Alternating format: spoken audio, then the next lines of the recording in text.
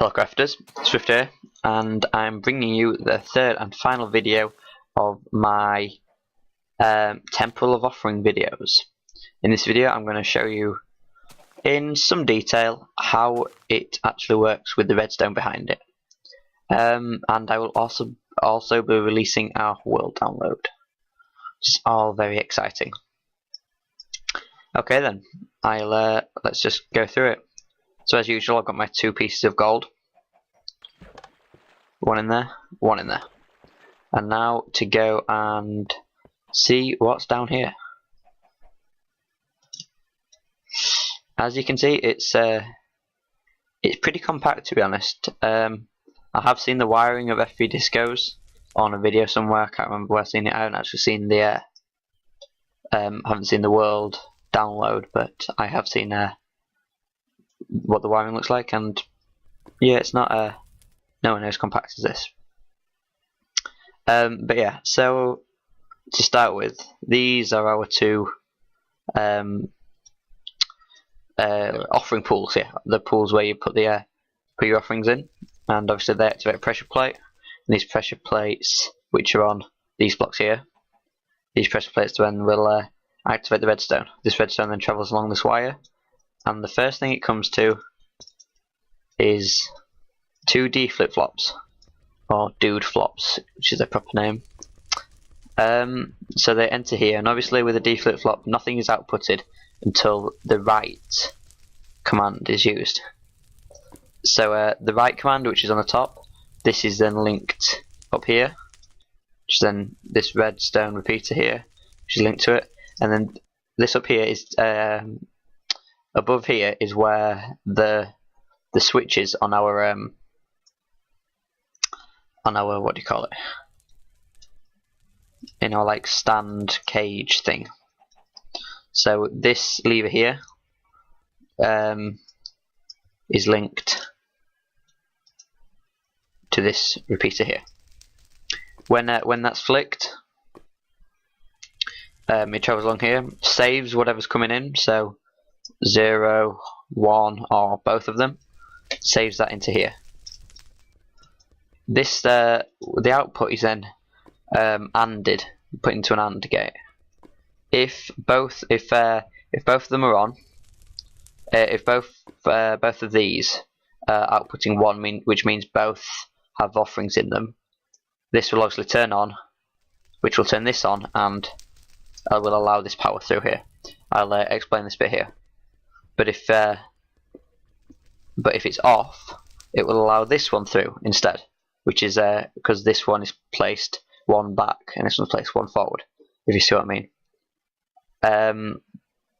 And the other place where this switch goes is into these 2 monostable circuits, which then give out a 8-tick pulse on 4 ticks of delay, which probably could do with another tick of delay or something, because sometimes you have to flick the button, the lever twice to get it to work. Then this is then sent through here, and I'll show you where it goes next. So if the incorrect amount of offerings have been sent through, obviously this side is will be the side which is activated. This then goes through this block, down here, and then up here, all the way back here, up here, up this torch stack, and into the TNT cannon. I spent hours, well not hours, that's a bit of an exaggeration, but maybe about 30 minutes figuring out the right position for this and the right number of TNT blocks for this cannon. And then once this is activated, if you don't know how TNT cannon works, these 3 activate first, then on a delay these activate, so these then push this forward.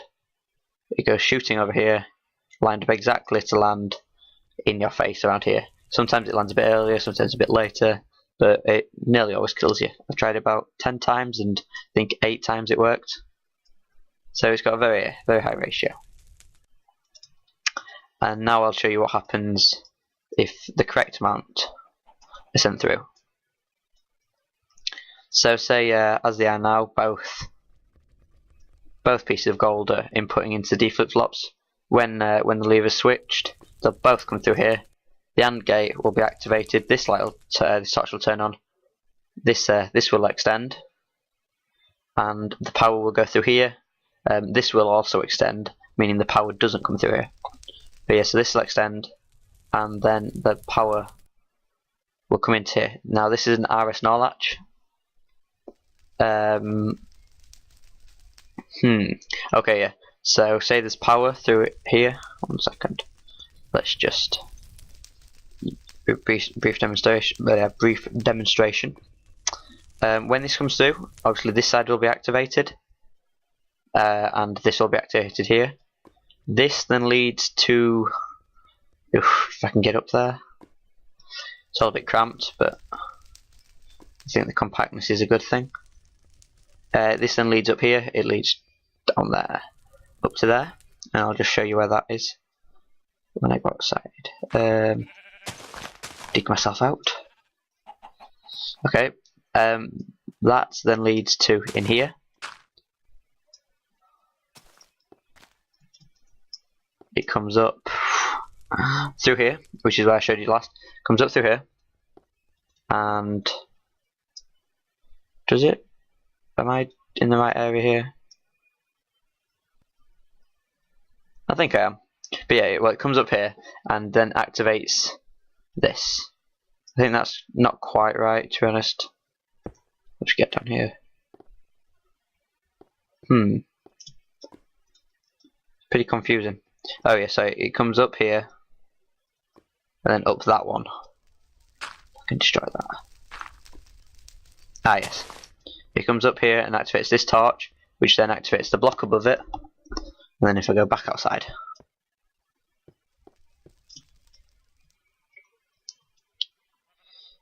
just dig myself out again.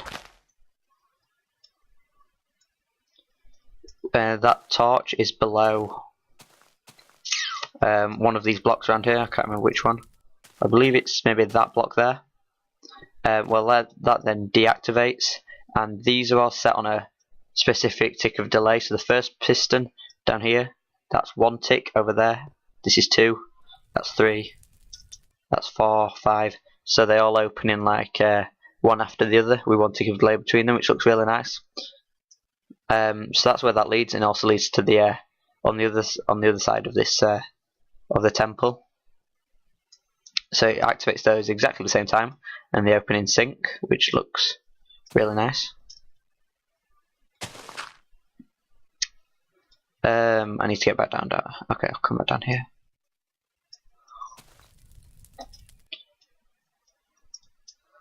And so that's where one of the places where this power goes. The other place is obviously up to the other side of the torches. And the third place is when this is activated. This RS NOR latch is activated, then it's sent through a really, really long clock sequence, which I'll just show you. And I'll show you what happens.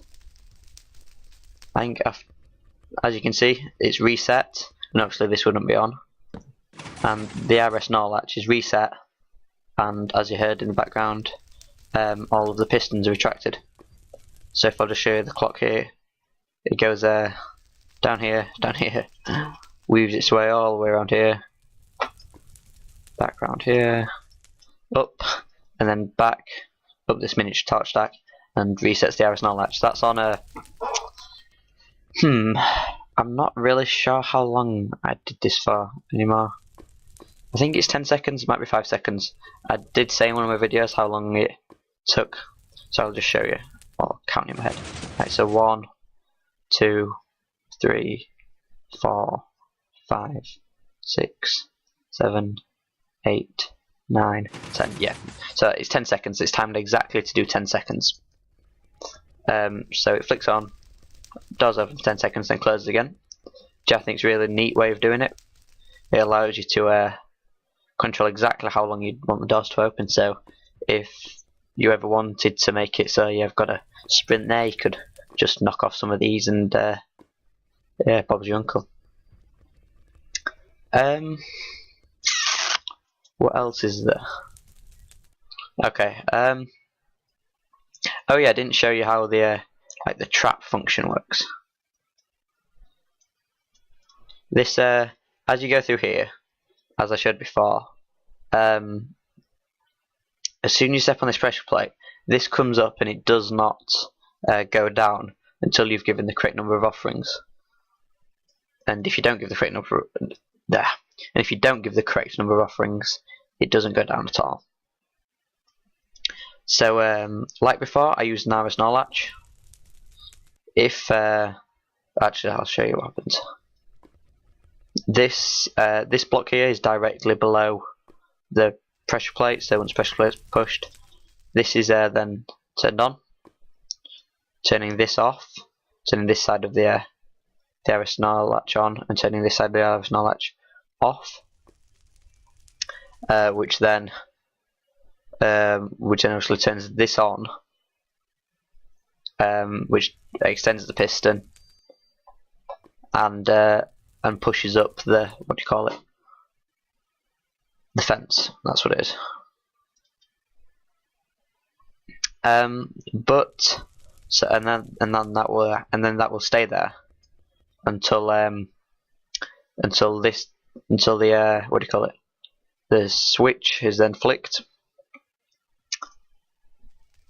and if it's if the correct number amount is on, obviously this will then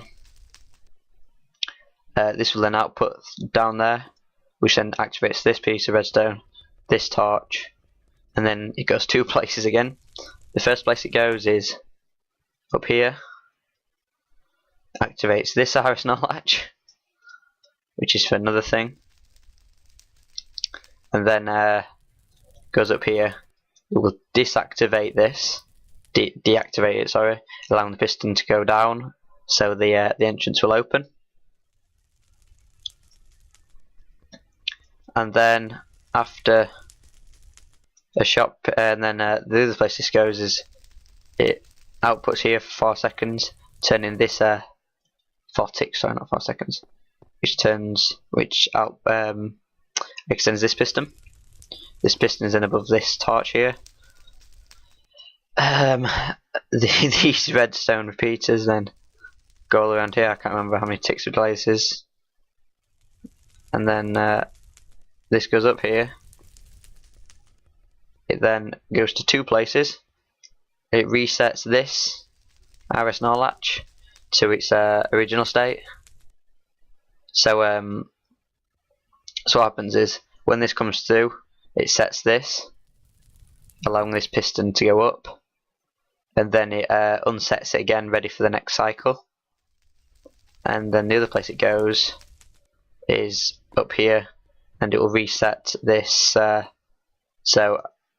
it will reset this iris NOR latch, which is connected to the pressure plate, if you remember. So once the pressure plate is pressed, this side will be on, and this side will be off. And after that many ticks of delay, it will be reset, ready to be used again. So it's auto reset, which is very nice. It wouldn't really be too difficult if to build if it wasn't for all this resetting functions and getting all the timings and getting it quite nice and compact. But that's how that works. And the final thing to show you is the clever mechanism inside the actual temple. Ooh, what was that? Oops, I think it started raining. Yeah, it started raining. Okay, so that's all of this wiring covered, I think. I know it's pretty complex. It took me a while to figure this all out. I just kind of started building and went with the flow. I showed you in one of my videos when I was clearing some stuff out on the how to build a computer series. I'm not sure whether that video will be uploaded when this is uploaded, but I do show you a prototype of this briefly. And it took me a few efforts to get it right. I'm not gonna lie, it wasn't easy to figure all this out, but yeah, the inspiration came from FV Disco initially, and then I just used my own knowledge to recreate it in my own way. And finally, oh yeah, that's the this then activates all the other things. Oh no, that's connected to something else. Never mind. Just blank out that last 5 seconds. Ooh, 15 minutes already. Right, I'll keep it below 20. I hate doing longer than 20 videos. People just get bored. Okay then. I'm going to be blasphemous and open the doors without meaning to. Okay, so the way this works, it uses something called a BUD, block update detector. And at the moment, a BUD is a... you need to know what a BUD is first to understand this. I'll go and show you it. I'll come down here. Now I'll just build you a quick BUD.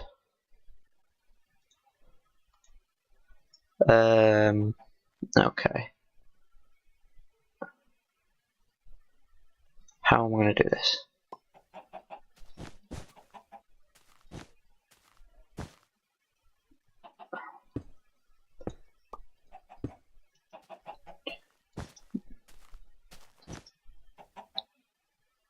Just bear with me a second. This will all be explained in good time.